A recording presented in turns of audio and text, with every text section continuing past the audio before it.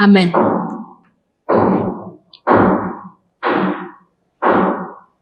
So kwa muktasari, kila ambacho tumeweza kujifunza mpaka wakati huu ni kwamba ile bill ambayo iliweza kupitishwa na ndugu Blair katika mwaka wa 1888 ilikuwa ya kwamba walikuwa wanataka kufanya kila mtu ashurutishwe kuweza kuabudu siku ya Jumapili, na hii ilikuwa inaenda mbali, ilikuwa inapingana na ile the rights of the people ama haki za watu.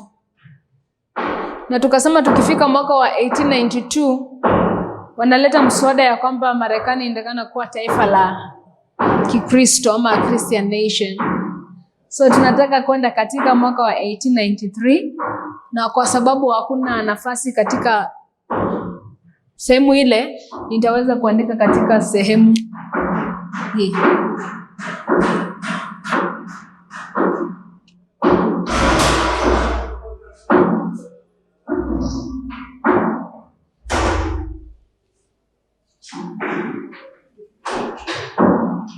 So tutaanza katika mwaka wa 1893.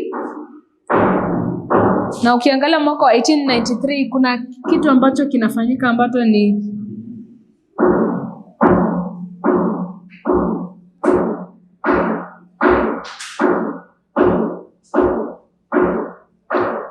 Chicago World Fair.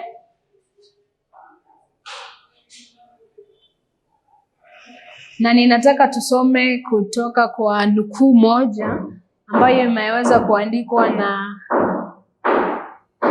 ndugu Uriah Smith. So nito Uriah Smith, Daniel and Revelation 6:17.3.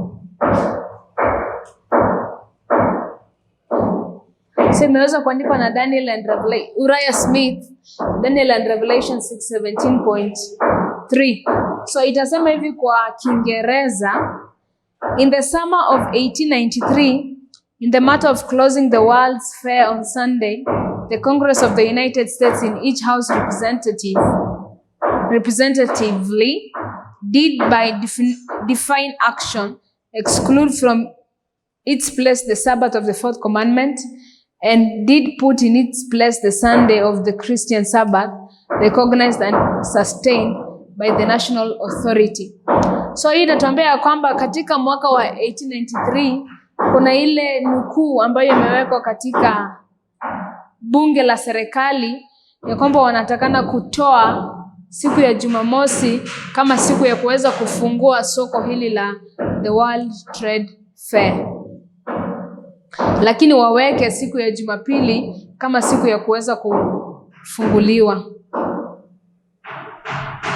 So alafu inasema this action of Congress was definitely approved by the National Executive, and thus the three branches of the government of the United States, which is the whole government of the United States, have, in defiance of the essential principles of the government, definitely adopted and committed the government to the very thing which the makers of the Constitution and the makers of the nation definitely repudiated.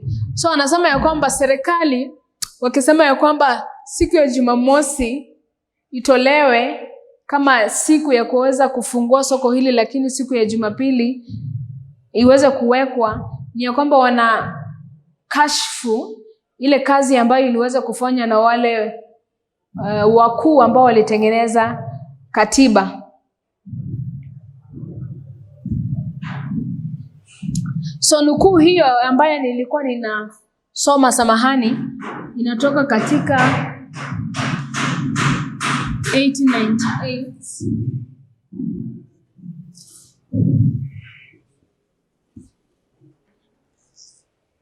page 20. So nukuu ambayo nimeweza tu kuisoma sahihi kuhusu kile ambacho the Congress of the United States ingefanya inatoka katika nukuu hii. So nukuu ambayo ninataka kusoma ambayo imeandikwa na ndugu Uriah Smith ndo nataka kuisoma wakati huu.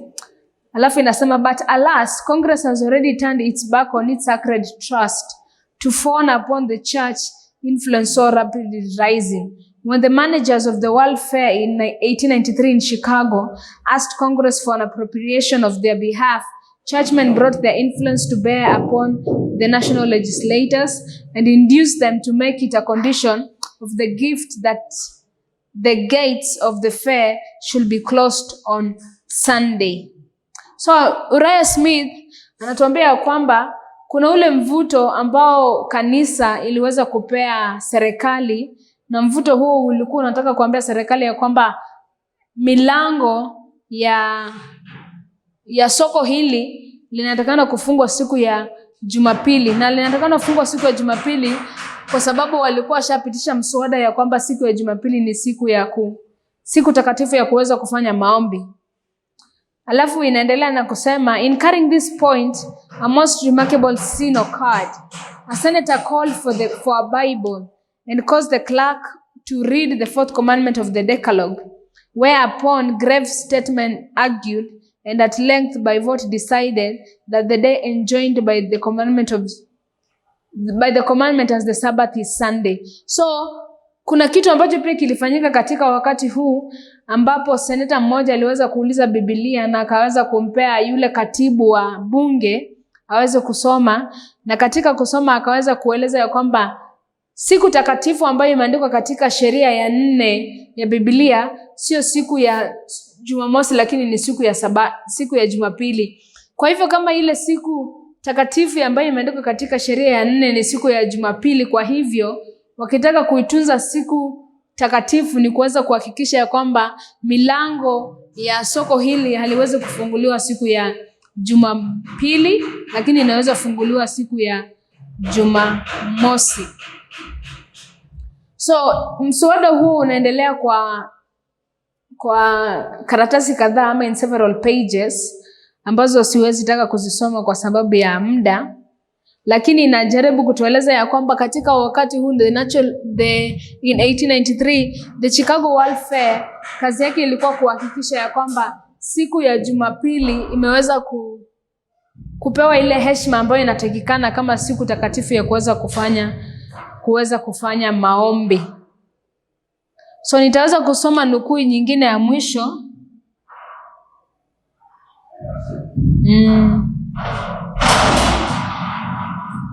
So nukuu hii imeungana na hizi nukuu tatu. Nukuu hii inaungana na hizi nukuu tatu, lakini hizi nukuu ya kwanza, ya pili na ambayo ninaandika inaelezea mwaka huu wa 1893. So nukuu ambayo ninataka kuandika inatoka katika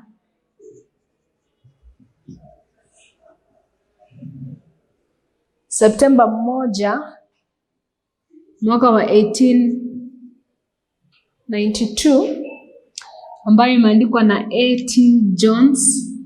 Kitabu chenyewe kinaitwa American Sentinel 272.2. So katika kitabu hiki anasema ya kwamba the Congress of the United States has undertaken to enforce a religious observance upon its own citizens and the subjects of all other powers as well at the city of Chicago upon the occasion of the holding of the World's Fair. So anaeleza kwamba hata mwaka wa 1892, as early as 1892, kuna mswada ambao unatolewa na katiba ama na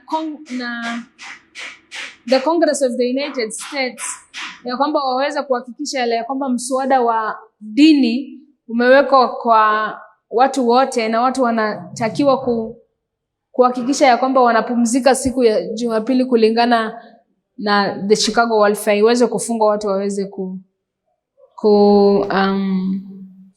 wasiweze kwenda katika fair hii, lakini milango iweze kufungwa. So anatuambia kwanza ya kwamba as early as 1892 the proposition that the Chicago World Fair should be closed on Sunday was already there even before 1893.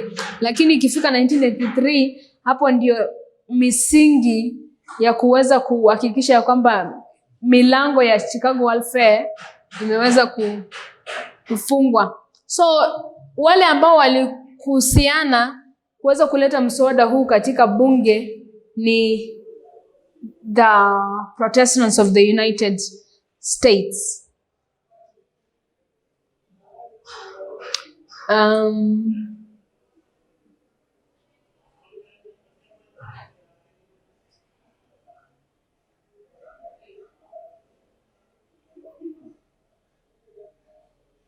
So nataka tuende katika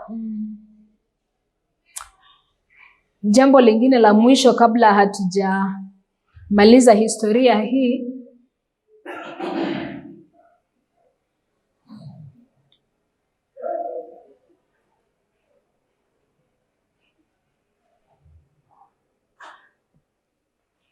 Nataka tuende katika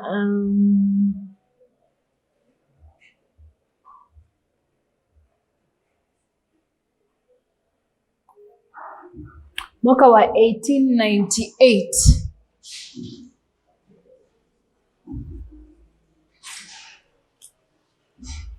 So mwaka wa 1898 kuna vita kati ya Marekani na Spain. So kuna vita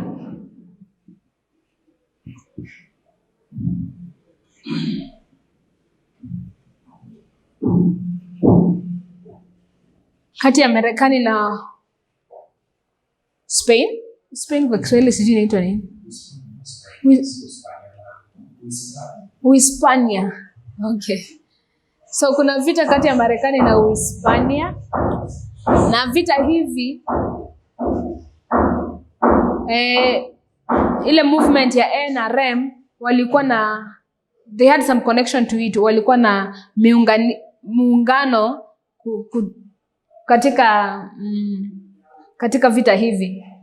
So nitaweza kusoma. So nimesema ya kwamba hizi tatu zinaunganika.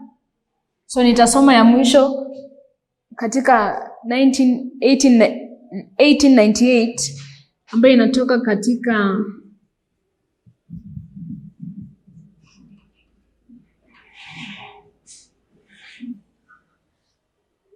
Oh, sina.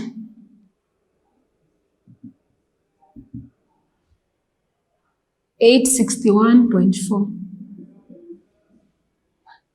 So nukuu hii itaweza kutuelezea kwa kina sana kile ambacho kilifanyika katika vita hii kati ya Uhispania na Marekani na ni jinsi gani vuguvugu la National Reform liliweza kuhusiana na vita hivi. So inasema in 1898 kulikuwa na vita kati ya Marekani na Uhispania. As a consequence of her victory, so Marekani waliweza kushinda. Of her victories, there fell to the United States the island of Puerto Rico and Philippines. So kuna hizi visiwa viwili vya Puerto Rico na Philippines ambazo ziliweza kupewa kwa Marekani kwa sababu Marekani waliweza kushinda vita hivi. Alafu inasema ya kwamba immediately there began to be disregarded by the national administration of the United States the principle of our own Declaration of Independence that governments derive their just powers from the consent of the governed. So ukiangalia katika vita kati ya Marekani na nchi zingine ilikuwa ya kwamba Marekani ikiweza kushinda vita hivi, wale ambao wameweza kushindwa wanatakana by willingness waweze kusubmit to the consent of the government of the United States. Alafu nasema ya kwamba the church leaders and the younger generations of the public men generally arrayed themselves in denial of the principle of the declaration, which the old men generally maintained the principle. So kuna vita ambavyo vinafanyika kati ya Marekani na Uhispania. Marekani inashinda. Visiwa viwili vya Puerto Rico na Philippines vinaweza kupewa chini ya umiliki wa Marekani. Lakini ukiangalia vile ambavyo Declaration of Independence imeweza kuandikwa ni ya kwamba zile serikali ama the governments derive their just powers from the consent of the governed. So wale ambao wanakuwa governed na the government, hao ndio wanatakana kupeana consent ya vile the government inatakana kufanya. Lakini wale ambao wanaenda against ile Declaration of Independence wamesema ni the church leaders. Na the church leaders ambao walikuwa katika wakati huu ni the church leaders of the Protestant churches ambao walikuja pamoja into the national reform movement.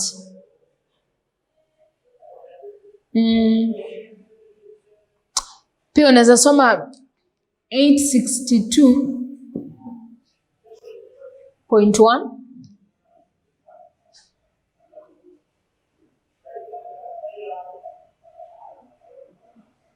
So 862.1 inasema there is a reason for this. So anaeleza kile ambacho amesema katika nukuu hiyo ya juu.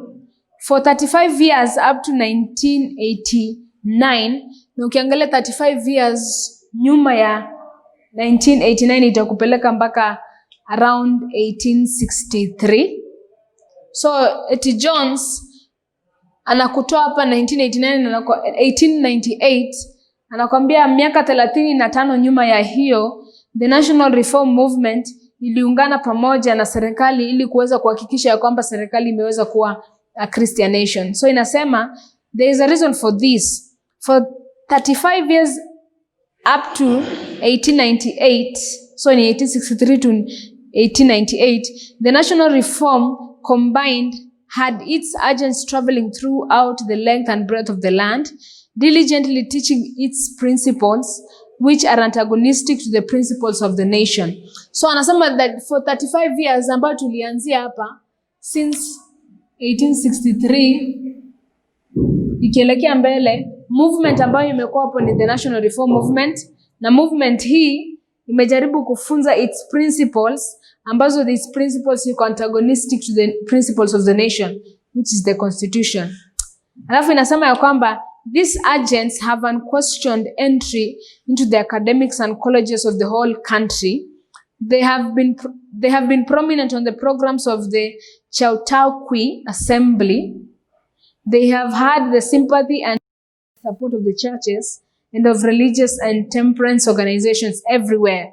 And all these opportunities they employed to the uttermost. So inasema ya kwamba 35 years from 1898 ambayo inatupeleka back to 1863, itasema ya kwamba the National Reform Movement kuna kazi ambayo imekuwa ikifanya kuhakikisha ya kwamba Marekani it's a Christian nation, na wamejaribu kuinfluence educational systems, na pia wamejaribu kuinfluence the state kulingana na zile ofisi ambazo labda zina vacancies, ili wale ambao ni more religious waweze kuingia katika vacancies hizi.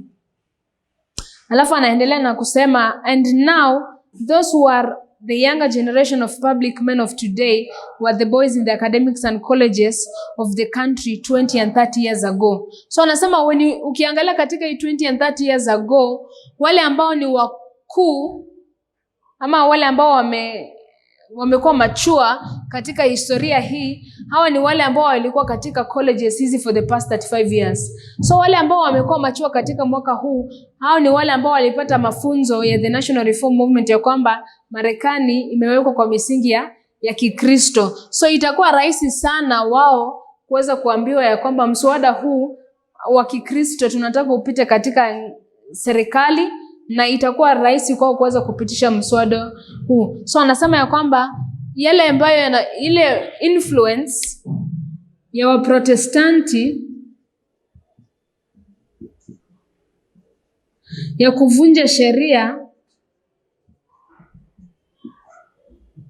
katika wakati huu na kuweza kusupport ya kwamba Marekani iweze kugovern wale ambao walikuwa wameweza kushindwa, it was against the constitution. Lakini anasema ya kwamba wale wa Protestant na wale ambao wako kwa serikali ambao wanafanya vitu hivi ni the same people ambao walikuwa kwa system ya educational and colleges, pale ambapo NRM walikuwa wanaenda katika mashule wakiweza kupeleka their own doctrines. So hawa ni the fruits ya hii movement ambayo imekuwa ikiendelea for the past 30 to 35 years.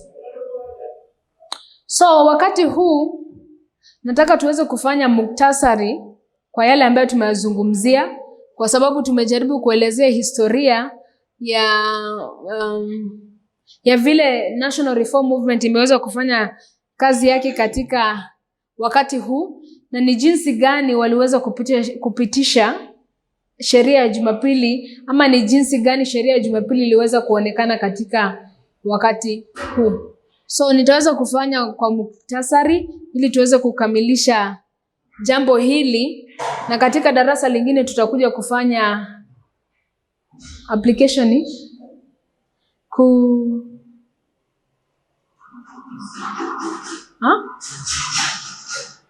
tutakuja kufanya application. Jina imenikosa kwa Kiswahili. So tutakuja kufanya application.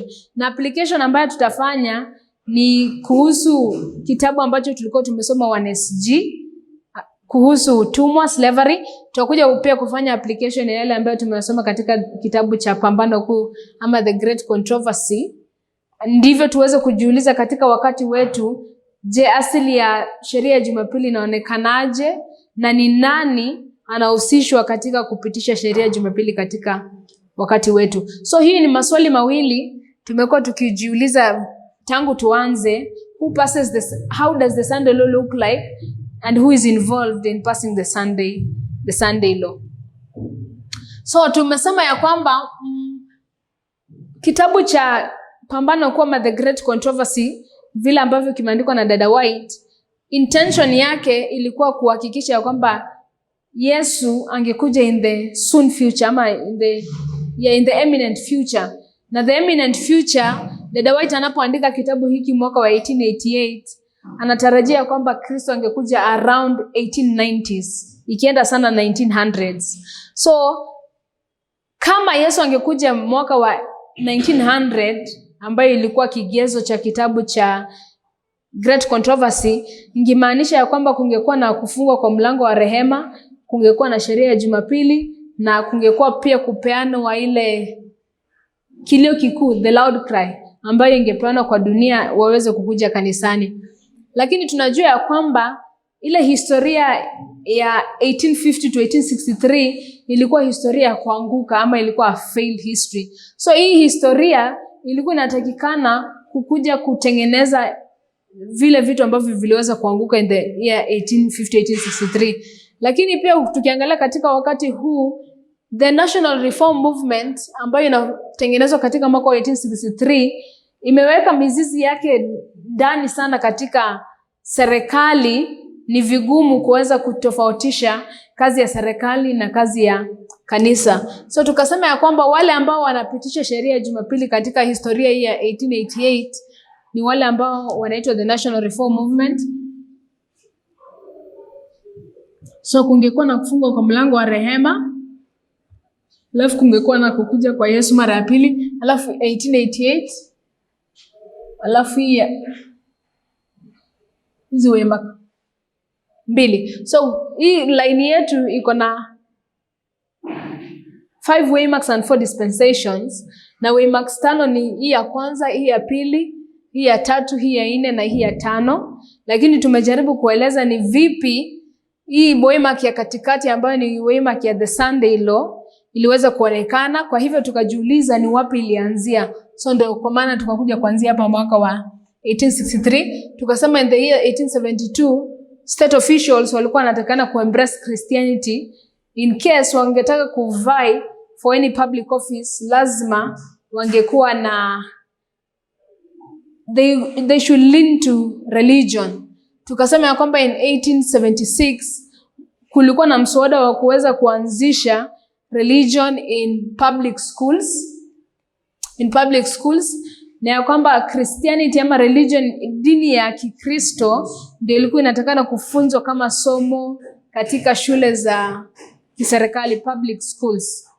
Alafu tukasema in 1884 pia kulikuwa na mswada ya kwamba serikali ilikana kuwa national, yani Christianity ilikana kuwa national religion, na kila mtu anatakana kufuata ile dini ambayo inaelezewa na Biblia ambayo ni Ukristo. Alafu 1888 kulikuwa na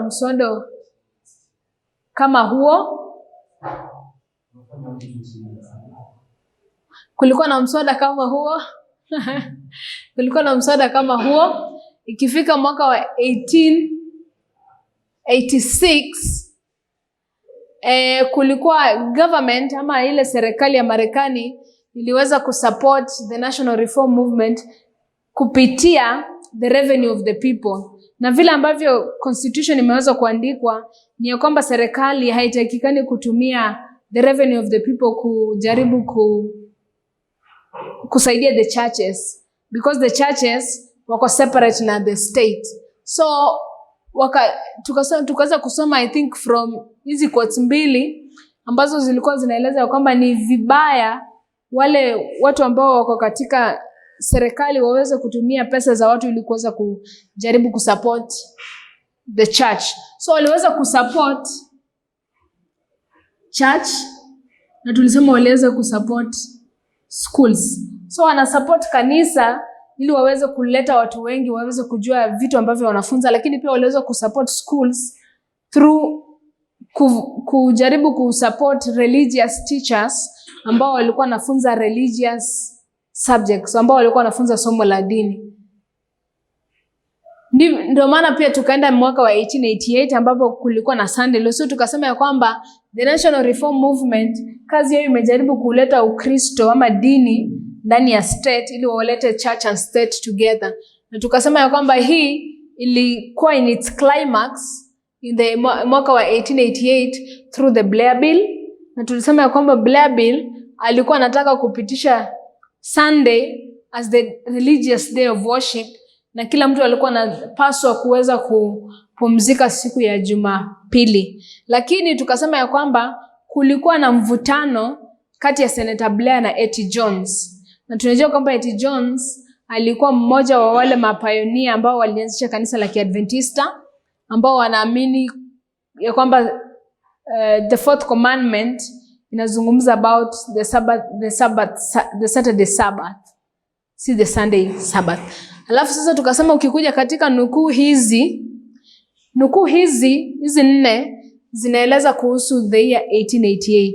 Na nukuu hizi kuna katika sana katika kitabu hiki cha American Sentinel inazungumza jinsi ama inaeleza yale maswali na yale majibu ambayo A.T. Jones na Senator Blair walikuwa wanapeana. So Senator Blair angemuuliza, je, serikali inatakana kuweka siku ya Jumapili kama siku ya kuabudu?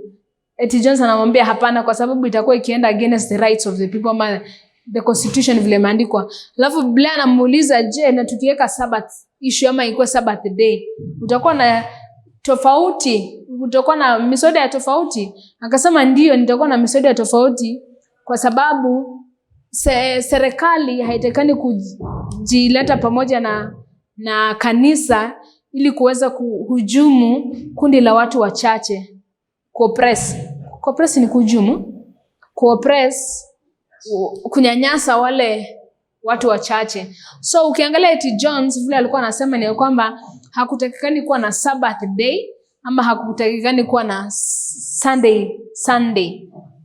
Kwa sababu either of the two ilikuwa na oppress the rights of the people, the minority. Kwa hivyo alisema hata mkinipea Sabbath ni worship, bado nitakuja hapa kesho niweze kuikataa, kwa sababu sheria ama katiba ambayo imeweza kuwekwa haikubali vitu hivyo. Alafu anamuuliza, je, tukiangalia katika the Jews walikuwa natumia moral law katika the civil government. A.T. Jones akamwambia kwamba the civil government of the Jews was a theocracy ambayo walikuwa wanapata nguvu zao kutoka kwa Mungu. Lakini vile tulivyoangalia Marekani imeweza kutengenezwa kwa misingi ya kidunia ama secular government. Kwa hivyo hawezi tumia zile principles ambazo zinatumiwa katika theocracy kuweza kuonyesha vile ambavyo secular government inatakana kuendeshwa. Tukaenda kwa mwaka wa 1982, tukasema ya kwamba mwaka wa 1892 pia ule mswada ambao unatakiwa kutengeneza Marekani kuwa Christian nation ndio umeanza kuchipuka na bado unaendelea from 1888. So 1888 the law haikuwa successful, the Blair Bill haikuweza kupita. Kwa hivyo it was a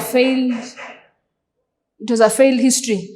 So lakini ile mawazo ya watu kuweza kupitisha sheria ya Jumapili bado ilikuwa inaendelea. Na tukakuja mwaka wa 1893 tukasema ya kwamba hizi nukuu 3, ya kwanza, ya 3 na ya 4, nazungumzia the Chicago World Fair, vile ambavyo walikuwa nataka this trade fair iweze kufungwa siku ya Jumapili na milango ya hii World Fair ikifungwa iweze kufunguliwa siku ya Jumamosi. Lakini hii iliweza kukashifu kile ambacho kilikuwa kimeandikwa katika katiba ama the constitution. Alafu tukasema ya kwamba ikifika mwaka wa 1898 Waprotestanti wana break the constitution kwa sababu Marekani iliposhinda this war iliposhinda the war with Spain, alafu the two islands ama visiwa viwili Puerto Rico na Philippines vilipopeanwa to the United States, the Protestants wakasema ya kwamba ile nguvu ya the government kuweza kurule those two islands haitakikani kukuwa provided by those who are governed the people. Lakini A.T. Jones alisema ya kwamba the power of the government emanates from the people themselves, lakini sio kwa kanisa, lakini sio kwa serikali.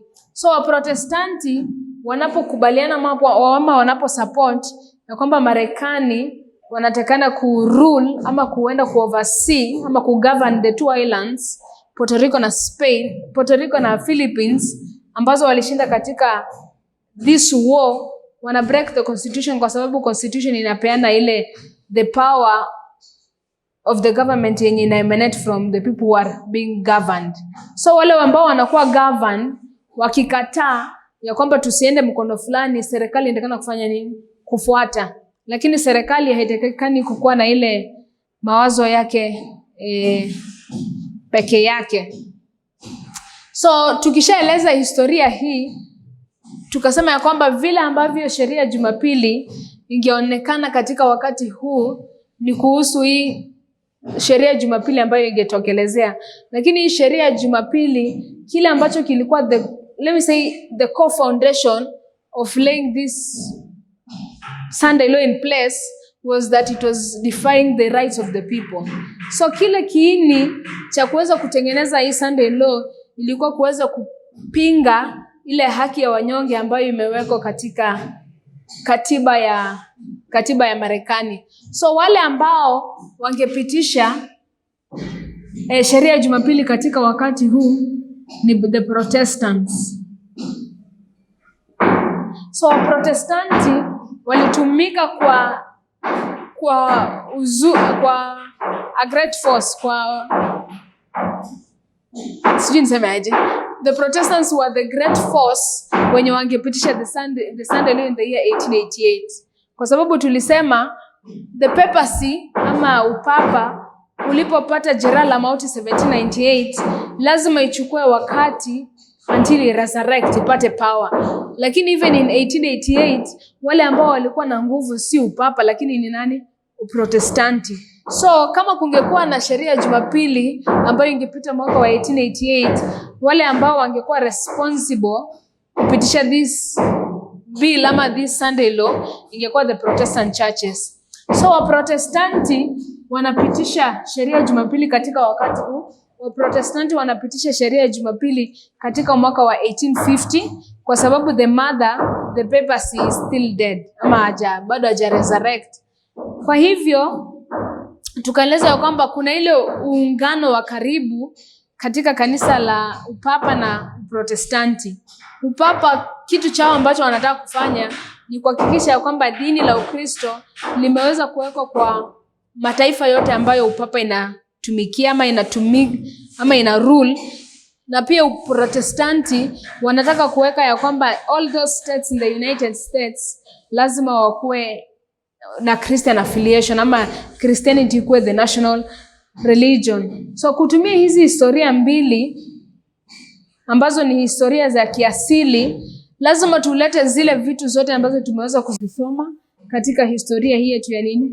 Ya kisasa. So tumeweza kuangalia kwamba hii historia ya the Great Controversy was a failed history. Historia ya 1850 was also a history of failure. So tunatakana kutumia, lakini tukikuja katika wakati huo wetu wa sasa ambao tunaishi, tunajua kwamba haitakuwa historia ya kuanguka, lakini itakuwa historia ya success.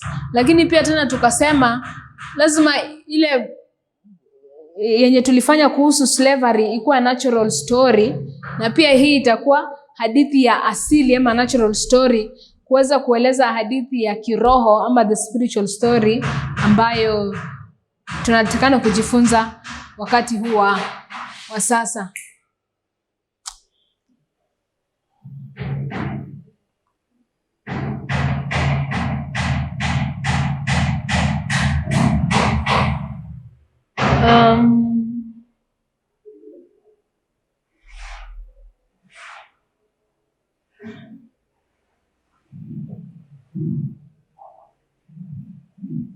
So katika historia hizi mbili tutaweza kuchukua ile principles ambazo tumepata katika historia hii, tupeleke katika ile historia yetu ambayo tunaishi sasa, historia ya kiroho. Na vitu kadhaa ambazo tumeweza kuzipata ni ya kwamba kuna ile kazi ambayo Waprotestanti wanafanya ambayo itachangia kuweza kupitishwa sheria ya Jumapili. So lazima mwongozo wetu uweze kuwa katika Protestanti. Kitu cha pili, nia yao ni kuweza kufanya Marekani ikuwe a Christian nation. Na pia tulisema ya kwamba wanajaribu kujinufaisha ama kuweza kutengeneza another generation of people kupitia elimu. So wako na mvuto mkubwa katika sekta ya elimu na katika shule na katika colleges na hizo vitu vyote. So darasa ambalo litafuata tutajaribu kutafuta an application ya yale yote ambayo tuliweza kusoma, tuweze kuelewa ni jinsi gani slavery ambayo tulipata katika 1850 na katika hizi historia mbili zinaashiria historia ambayo tutaenda kuizingatia. So katika hii historia mbili, so ni 1888 plus 1850, inatakana kutupeleka wakati huu wa sasa ambao ni wakati huu wa vuguvugu la the 144,000. So tumeshaangalia historia ya 1850, tukajua kwamba swala kuu lilikuwa swala la utumwa. Tumeangalia mwaka wa 1888, tukaangalia kwamba swala kuu ilikuwa the rights of the people, ama the Sunday law vile ilikuwa inafanana ni ya kwamba the rights of the people ilikuwa violated. So tutaangalia hii mambo ya slavery, na tukasema ya kwamba mambo ya slavery iliweza kuja black and white race, lakini pia kulikuwa na vile ambavyo wanawake hawangekubaliwa kupiga kura na kuweza kuwania viti vya serikali. So tukiangalia hizi historia mbili tutaweza kujua ni nini inafanyika katika historia hii ya leo. So ningependa kuachia hapo kwa sasa, lakini katika darasa lingine tutakuja kufanya application ya yale yote ambayo tumeweza kusoma, tuweze kujiuliza ni jinsi gani kulikuwa na ni vipi tunatakana kungojea sheria ya Jumapili ama the Sunday law, how will it look like? Asili ya Jumapili itakuwa nini? Kwa hivyo tunatakana kujiuliza, je, itafanana aje na ni nani atapitisha? Na tumesema ya kwamba tunatakana kuangazia Waprotestanti kwa sababu hao ndio watapitisha, lakini tukikuja katika historia yetu kuna mtu mwingine ambaye anakuwa introduced ambaye ni the papacy ama upapa, kwa sababu ana resurrect as we continue to the Sunday law. Alafu tukasema pia tutaangalia vile ambavyo slavery tunaiapply kuja wakati wetu, na pia vile ambavyo this Sunday worship ama Sunday law in relation to the rights of the people inakuwa applied to our history. So tutaweza kwa yes. Ninaweza rudia swali lako. Sijui 1863 naweza kuigawanyishaje ili nufaishe kwa slavery ikiangalia kwa 1850, then katika hiyo 1863 nianze tena kuiangalia ikiwa inaendeleza Sunday law. So hiyo ni so ukiangalia katika hii swali lake anauliza, je, anaweza nufaikaje na mwaka wa 1863 uweze kuwa katika laini hii, lakini pia mwaka wa 1863 ni mwaka ambao tuliangalia katika ile laini nyingine. So unaona kwamba ndio kilele kati ya kilele ya slavery still. Hata naiona tena Isabel ilipota doima ya kwa Christian movement. So sijaweza. So vile tulikuwa tunaangalia katika ile kitabu cha 1SG, tulisema kwamba mwaka wa 1863 ilikuwa indekana kuja kwa Yesu mara ya pili, the second advent, si ndio? Kwa sababu kulikuwa na ile mwaka wa nitafuta hapa chini kwa nafasi chini na juu upande wa juu. Acha nifute hapa.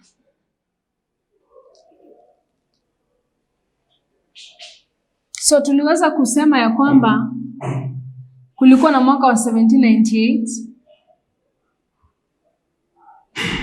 44, 50, 61, 63. So hii mwaka wa 1863 ingekuwa the second advent katika line hii, lakini ukiangalia mwaka wa 1863 kuna kundi ambalo linatengenezwa ambalo linaitwa the National Reform Movement. Lakini ukiangalia katika historia hii, the National Reform Movement kazi yao ilikuwa kuhakikisha ya kwamba Uprotestanti umeweza kuweka misingi yao katika the state ama misingi yao katika serikali. Lakini kwa sababu laini hii haikukuwa laini ya success, kwa hivyo kazi ya National Reform Movement bado inaendelea. So tukajiuliza, ukifika katika mwaka huu wa 1888 ni Sunday law, vile dada White anatuelezea katika kitabu cha The Great Controversy. So tukajiuliza ni nani anahusiana na kupitisha sheria ya Jumapili. Ndio kwa maana tukarudi tuweze kuangalia, je, kuna vuguvugu ama movement yoyote ambayo inahusiana kuweza kupitisha sheria ya Jumapili. Tukasema movement ambayo tunaiona kikamilifu ni movement ambayo iliwekwa misingi yao 1863. So 1863 ni mwisho wa hii laini, lakini ukiangalia katika laini hii ni ile ambayo ninaita stepping stone ambayo ingetu lead to 1888. So 1863 unaweza iangalia kama mwisho wa laini hii ambayo ni the second advent, lakini ikikuja katika laini hii inakuwa stepping stone ambayo inatu lead to 1888. So alafu inakuwa stepping stone ambayo inatu lead. So National Reform Movement inapotengenezwa hapa haiwezi fanya kazi yake kwa sababu hii line ishaisha. So lazima tutafute, je, ni mbinu gani ama ni line gani ambayo the National Reform Movement inafanya kazi yake, na line hii ni hii line ya 1888. Natumai ameweza kuelewa. So tutaweza kufunga kwa njia ya maombi ili tukamilishe darasa letu. Tuombe. Mtakatifu aishie juu mbinguni, asante kwa wakati huu. Asante kwa yale yote ambayo tumeweza kujifunza kwa pamoja. Natumai yatakuwa kwa manufaa kwetu ili kuweza kutuongezea imani. Tunapoenda kutawanyika, hebu uweze kutulinda. Yule ambaye anakuja kuendeleza masomo yake, mpe clarity of thought, na pia video hizi kwa wale wote ambao zitaweza kuwafikia waweze kubarikiwa kwayo. Asante kwa kuwa nasi, na haya ndio maombi yetu katika jina la Yesu aliye Bwana na mwombezi wetu. Amen.